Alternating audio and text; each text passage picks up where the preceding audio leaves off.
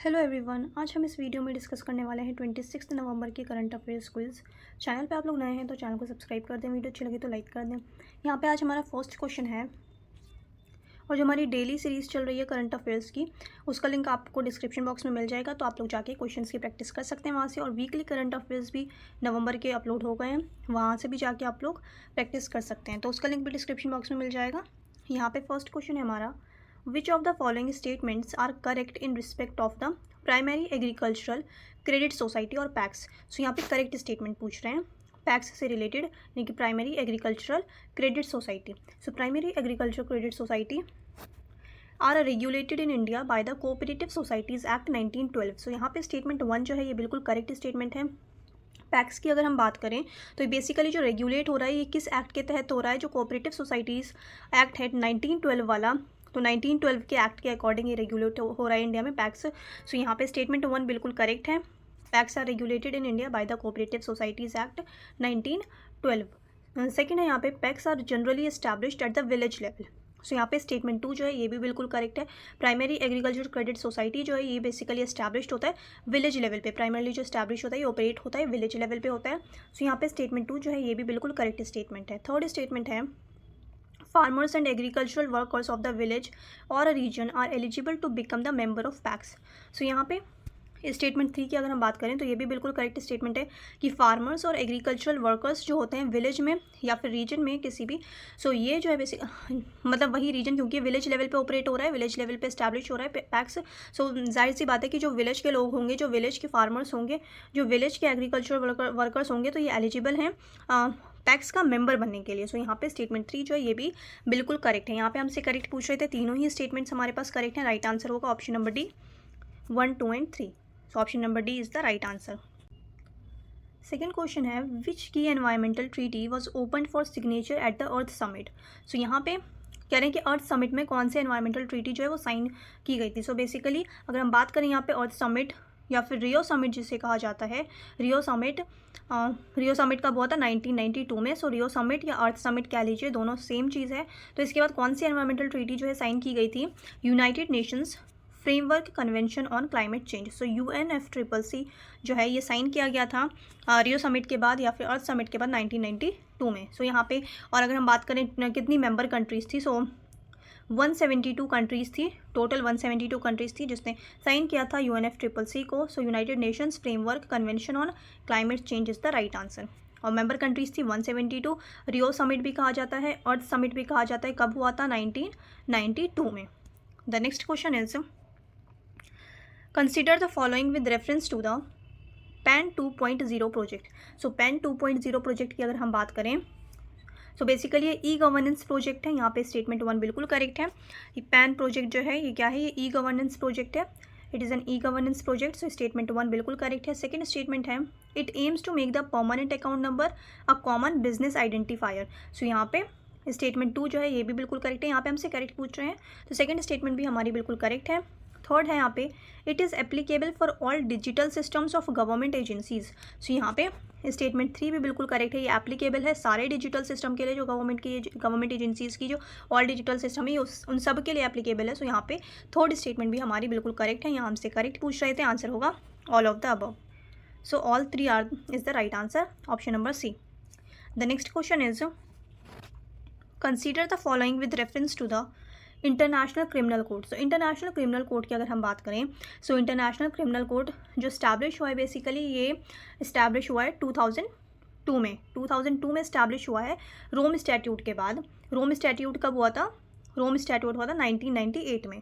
सो 1998 में रोम स्टैट्यूट के बाद 2002 में इंटरनेशनल क्रिमिनल कोड इस्टेब्लिश हुआ। इंटरनेशनल क्रिमिनल कोर्ट की यहाँ पे बात हो रही है, तो इस चीज़ को जहन में रखना, यहाँ पे इंटरनेशनल कोर्ट ऑफ जस्टिस की बात नहीं हो रही है, इंटरनेशनल क्रिमिनल कोर्ट की बात हो रही है। दोनों का ही हेडक्वार्टर कहाँ है, हेडक्वार्टर है हेग में, नीदरलैंड। हेग नीदरलैंड में जो है इंटरनेशनल क्रिमिनल कोर्ट का भी हेडक्वार्टर है और इंटरनेशनल कोर्ट ऑफ जस्टिस का भी हेडक्वार्टर कहाँ है, नीदरलैंड में, हेग में।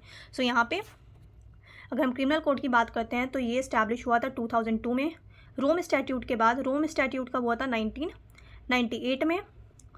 सो यहाँ पे हम स्टेटमेंट देखते हैं। स्टेटमेंट 1 है, the ICC is located in the Hague Netherland. So यहाँ पे स्टेटमेंट 1 बिल्कुल करेक्ट है।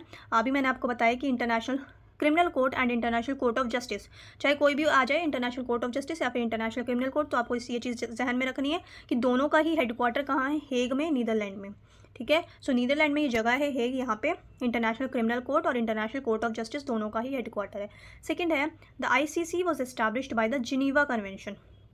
अभी मैंने आपको बताया जिनेवा कन्वेंशन नहीं होगा, मैंने अभी बताया आपको कि रोम स्टैट्यूट 1998 के बाद 2002 में इस्टेब्लिश हुआ है ICC। सो यहाँ पे स्टेटमेंट 2 बिल्कुल इनकरेक्ट है। थर्ड है there are a total of 45 जजेस इन द ICC। सो यहाँ पे टोटल कितने जजेस होते हैं, टोटल 18 जजेस होते हैं। टोटल जजेस कितने होते हैं ICC में, 18 जजेस होते हैं, ना कि 45 जजेस। सो यहाँ पे स्टेटमेंट 3 जो होगी हमारी इनकरेक्ट होगी। सेकंड स्टेटमेंट भी इनकरेक्ट है बिकॉज जेनेवा कन्वेंशन नहीं होगा, रोम स्टैट्यूट होगा। थर्ड है 45 जजेस, 45 जजेस नहीं होते हैं, टोटल होते हैं 18 जजेस। फोर्थ है यहाँ पे India and Russia are the members of ICC। So India और रशिया की अगर हम बात करें तो ना तो India, neither India nor Russia, दोनों में से कोई भी इसका मेंबर नहीं है। सो ICC का ना तो इंडिया मेंबर है ना ही रशिया मेंबर है। सो दोनों ने ही रेटिफाई नहीं किया था रोम स्टैट्यूट को, दैट्स वाई यहाँ पे स्टेटमेंट 4 जो है ये बिल्कुल इनकरेक्ट है। यहाँ कह रहे हैं इंडिया एंड रशिया दोनों मेंबर्स हैं, दोनों मेंबर्स नहीं हैं इंटरनेशनल क्रिमिनल कोर्ट के। सो यहाँ पे 2, 3 एंड 4 तीनों स्टेटमेंट्स इनकरेक्ट हैं। फर्स्ट स्टेटमेंट करेक्ट है, यहाँ से करेक्ट पूछ रहे थे, आंसर होगा only 1। So option number A हमारा राइट आंसर होगा ओनली 1।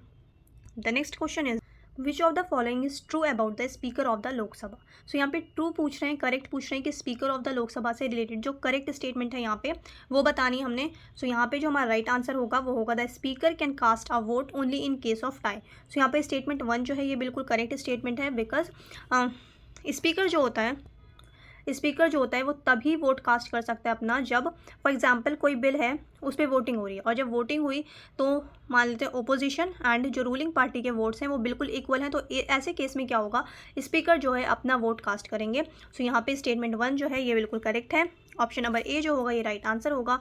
और सेकेंड स्टेटमेंट भी देखते हैं, बाकी स्टेटमेंट्स भी देखते हैं। यहाँ पे the speaker is a member of the coalition party.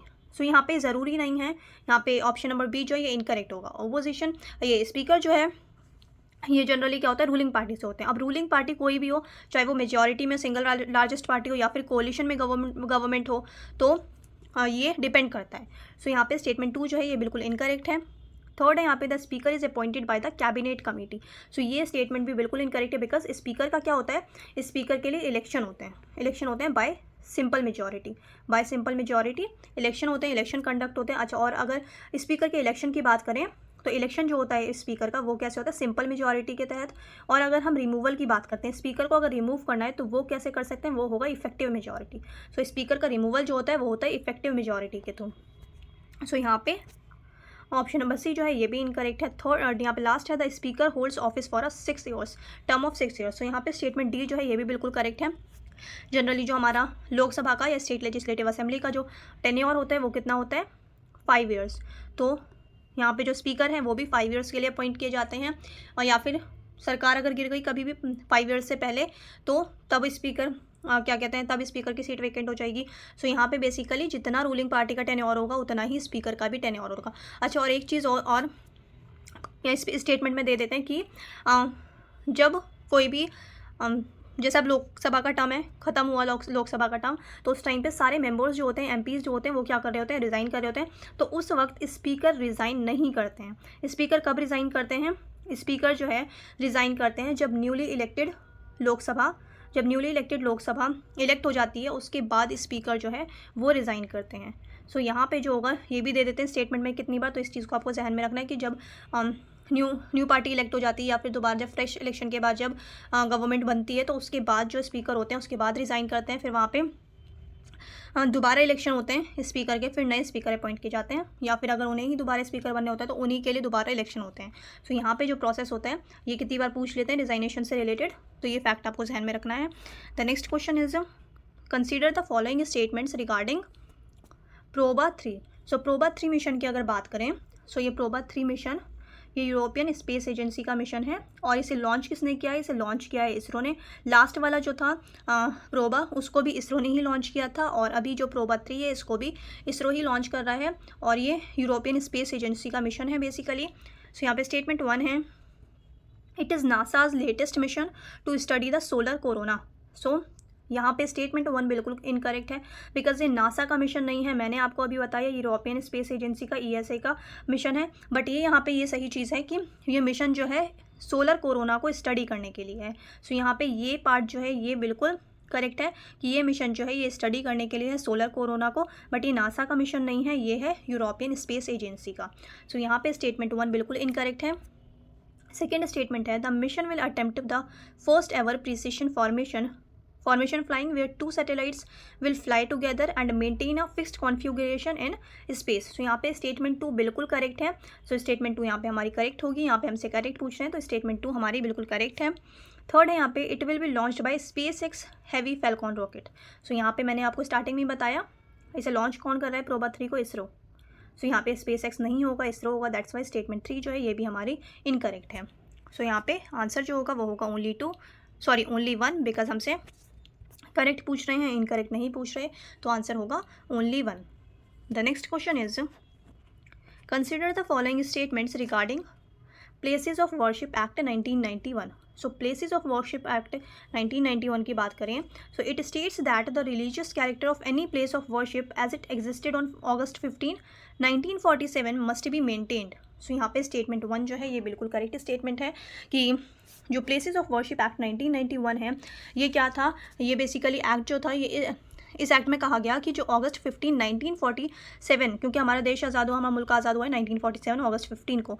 सो इस डेट में August 15 तक जो भी रिलीजियस प्लेस जैसी भी, चाहे वो गुरुद्वारा हो, मस्जिद हो, मंदिर हो, तो वो जैसी भी है, चाहे वो मंदिर है, मस्जिद है, तो वो जो है अभी जो एग्जिस्ट कर रहा है, मतलब वहाँ पे मस्जिद है, मंदिर है या फिर गुरुद्वारा है, चर्च है, तो वैसे ही रहेगा। ठीक है, इस एक्ट में ये बोला गया।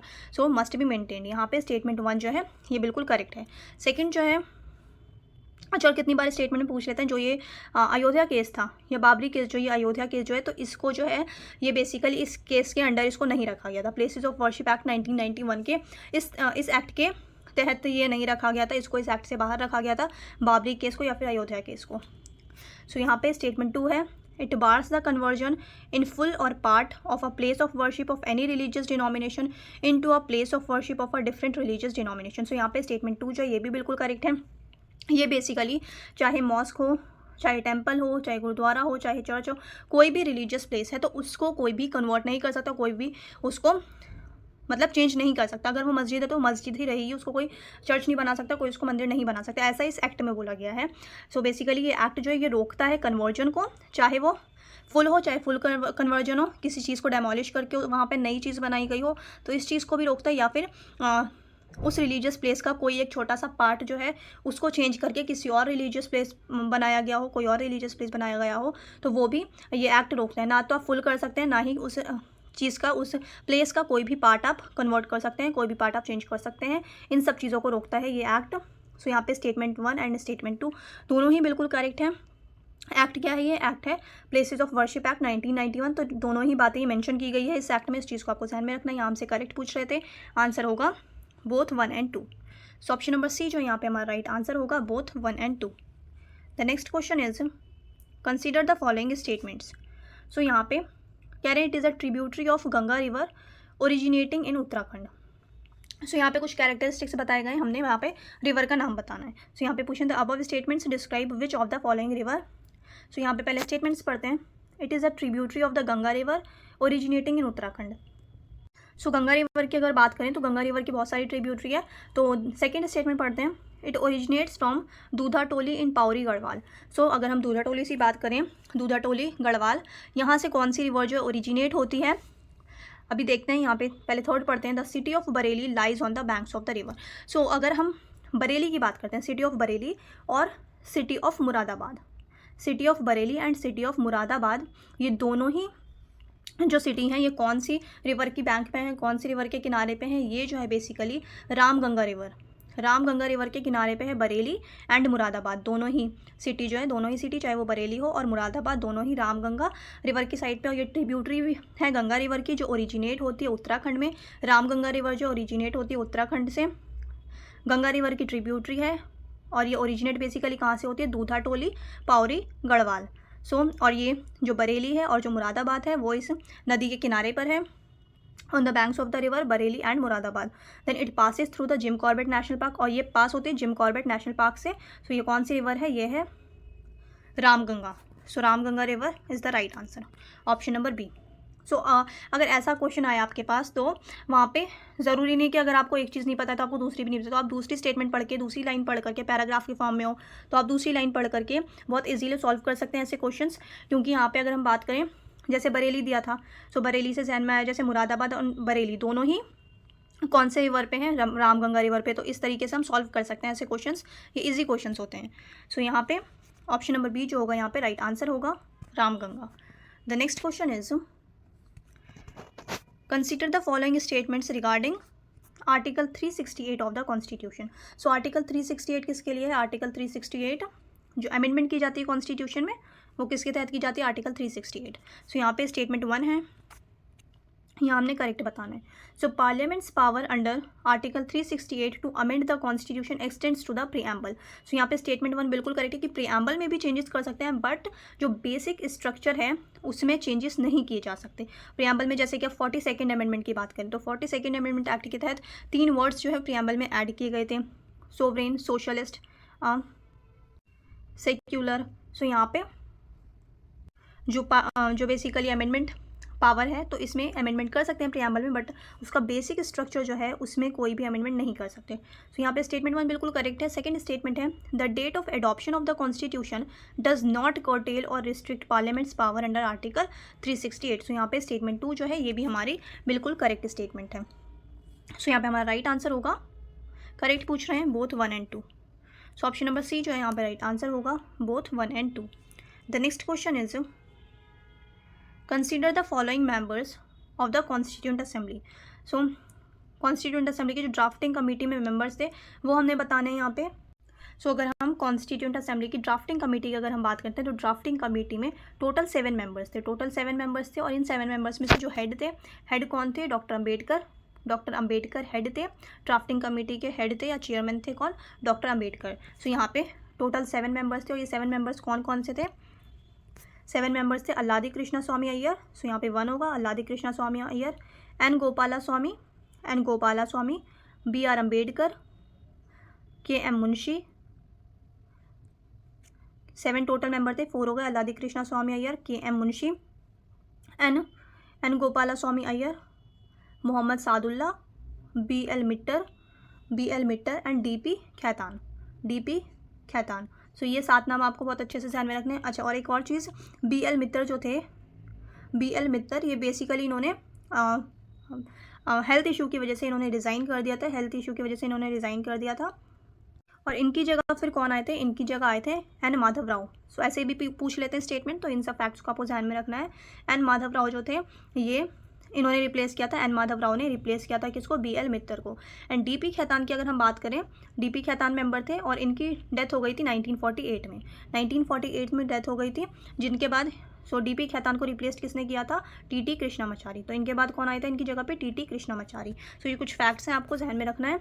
कौन कौन मेंबर्स थे, 7 मेंबर थे, Alladi Krishnaswami Ayyar, K M Munshi, doctor Ambedkar, Mohammad Saadulla, B L Mitter, D P Khaitan. B L Mitter को किसने रिप्लेस किया था, एन माधव राव ने। डी पी खैतान की डेथ हो गई थी 1948 में, इनके बाद इनको किसने रिप्लेस किया था, टी टी कृष्णामाचारी ने। सो यहाँ पे हमारा राइट आंसर होगा वो क्या होगा, 2, ओनली 2, 1 and 4 जो है यहाँ पे राइट आंसर होगा। और यहाँ पे जवाहरलाल नेहरू और सरदार वल्लभ भाई पटेल ये दोनों मेंबर नहीं थे ड्राफ्टिंग कमेटी के, ये चीज़ ध्यान में रखनी है आपको। सो यहाँ पे जो राइट आंसर होगा वो होगा 1 and 4। So option number D जो होगा यहाँ पे राइट आंसर होगा 1 and 4। So D is the right answer. I hope आप लोगों ने अच्छे से प्रैक्टिस की होगी। चैनल पे आप लोग नए हैं तो चैनल को सब्सक्राइब कर लें, वीडियो अच्छी लगी तो वीडियो को लाइक कर दें। मिलते हैं नेक्स्ट वीडियो में।